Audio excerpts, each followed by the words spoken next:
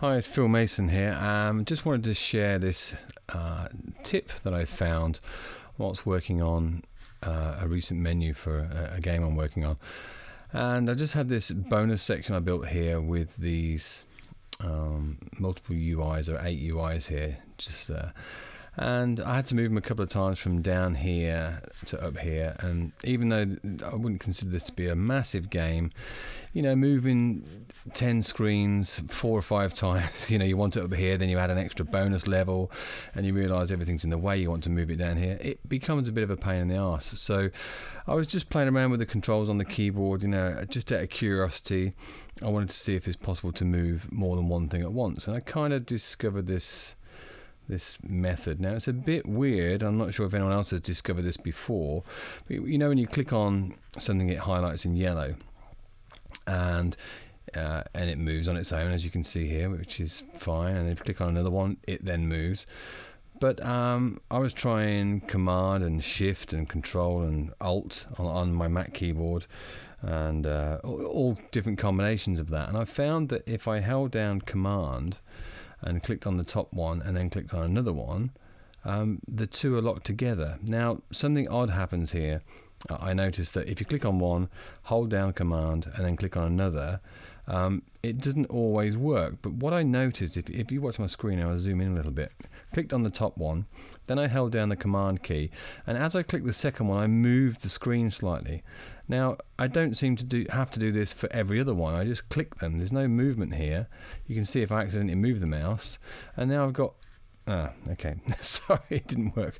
But it seems when there's a little bit of movement, it seems that I am able to move more of them in blocks, if that makes sense. So I'm just sort of clicking these. I'm holding the Command key down whilst I'm doing this, by the way, and now I've got all these 8 screens together, and once I've got those selected, I can then select these UIs as well, and this, so now I can sort of zoom out and, you know, reposition this whole group, this whole batch. So if you've got a set of worlds together, like I have here, I've got like a level 1 world, level 2, level 3, and then this bonus section, and I'm about to add 4, 5 and 6 and another bonus section, and just being able to move this bulk of UIs and menus around, it is a real time saver.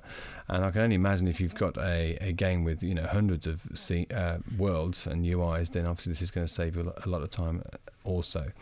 So a little bit of trial and error on selecting the screens, and when you click off the highlighted screen, for example here, when I click off this onto the background, if I click here, then they're all back to being individually selected. But it seems to work okay for you know, scenes or UIs or worlds. So if I select this one over here and then hold down the Command key, you can see that when I click another one, it sort of adds to it, which is great.